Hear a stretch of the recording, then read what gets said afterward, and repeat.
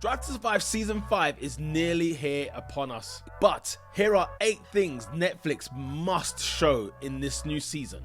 Number 1, we start with Russia and Formula 1. Exactly correct. Remember the whole saga with Russia and Ukraine? You know, we don't want to get into it a bit too tough. Maybe I might do a little video on it later. Who knows? But remember, there was a Russian driver at the start of last season. There was also a Russian Grand Prix at the start of last season, both of which were kicked out. That is Sochi, of course, the circuit in Sochi, as well as Nikita Mazepin. Remember, Haas turned up to the scene with the Russian flag type of livery, and now we have the black, red and white livery instead. And of course the return of Kevin Magnussen, so that's going to add to the spice a little bit there. Do you remember the guy did testing at night in Bahrain when everybody did their testing in the day? Number 2, the Mercedes howler. Let me tell you something, yeah, if Netflix forget this one, then they've had a howler, okay? Mercedes turned up to the season full of revenge, ready to pounce on the Red Bull after what happened in 2021 Abu Dhabi. I can't forget it. I've been trying to blot it out of my mind, but yes, Mercedes coming back for the next year. Remember Toto Wolff was wearing that turtleneck, acting all gangster, that everyone's gonna have a target on their back, and they were absolutely pony and trap. They were awful. Number 3, the FIA banning Red Bull. Absolutely correct. Why? Because of the budget cost caps. Remember, they bent the rules, they cheated in all aspects, and Red Bull were punished for the 2023 season. They've got to mention that. I'm pretty sure they will, especially the fact that Christian Horner is very, very much involved in Drive to Survive week in, week out. But I tell you what, Netflix, man, F1 served you a dish last season, okay? They served you up in 2022, so you better not miss out. Red Bull being fined by the FIA. Number 4, Ferrari's implosion. Listen, if you cannot include Ferrari in Drive to Survive, you're going to lose ratings, okay? And if you're going to show Ferrari, you got to show them when they are absolutely flopping the base. Because I tell you what, a car that was one of the fastest, if not the fastest in 2022, they absolutely imploded over the course of the season. In fact, by the time we got to the summer, the title race was over, okay? And yet Ferrari looked absolutely spectacular. I'm sure they might start off with a nice little feel-good story for Ferrari, because they started off blisteringly well. And after the Australian Grand Prix, they were 40 points ahead of the Red Bull. But in true Ferrari fashion, guess what, ladies and gentlemen? They imploded. Number 5, Drive to Survive's favorite character, Daniel Ricciardo, losing his seat at McLaren after he said he was going to be staying at McLaren and he had a contract until 2024. I mean, that saga is going to be very, very intriguing to see. I'm sure McLaren will have an episode of its own. Danny Ricciardo losing his seat in Formula 1, losing his seat at McLaren more specifically, that I'm sure has to be mentioned in Drive to Survive.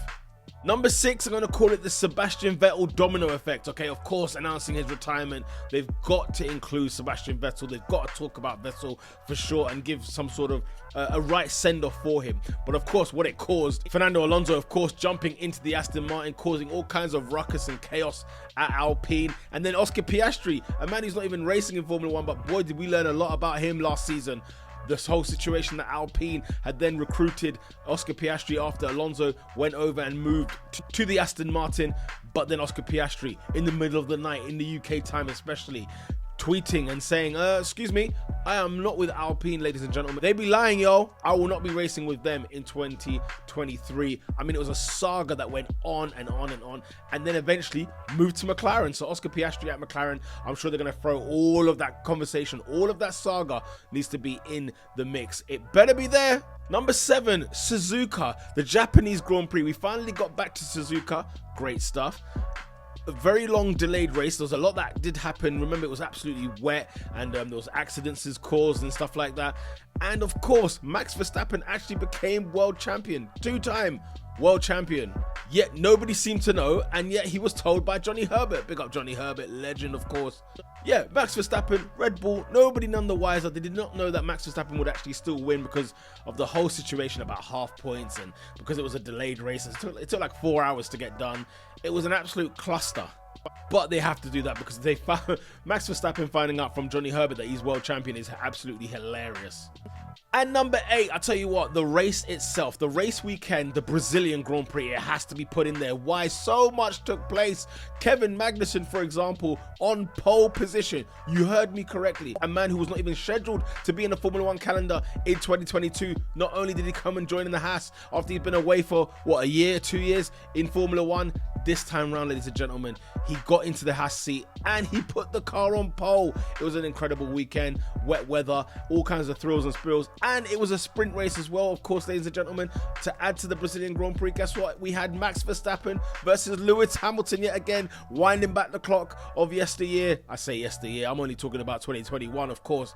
But yes, the battle between Max Verstappen and Lewis Hamilton. Max Verstappen versus Sergio Perez also took place at the Brazilian Grand Prix. This idea that Max wouldn't let Sergio Perez through because of something that happened back in Monaco. I mean, it was absolute scandalous behavior. Max Verstappen's reputation went from low to lower, okay? It was never high in the first place. But nonetheless, the beef between Max and Sergio Perez, I mean, I just couldn't understand it. It come out of nowhere. This is ridiculous scenes. Of course, the drama is there for you, Netflix. Do your thing. And also in the Brazilian Grand Prix, George Russell gets his first race win in Formula One. He won it in Interlagos.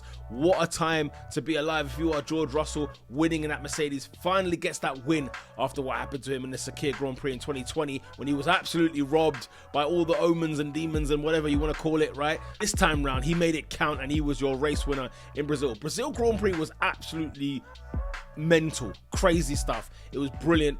But I'll tell you what, I'm not going to hold my breath because I remember the 2020 Drive to Survive season. I think I was season 4 or 3 even.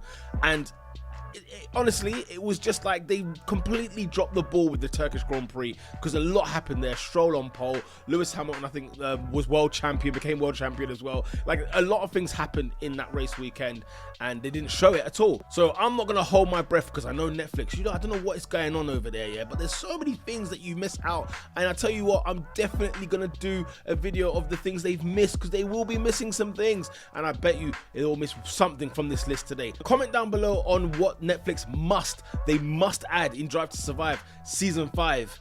Do you agree with my list? Do you think my list should have been shorter? Do you think it should have been longer? Are there things that I've missed? Let me know in the comment section down below. And of course, if you like Formula 1 content like this, YouTube thinks you'll like this video over here, or you can check out my latest video that is on this section over here. If you're a Formula 1 fan, you're in pole position. Thank you for joining me. Until then, people, lights out.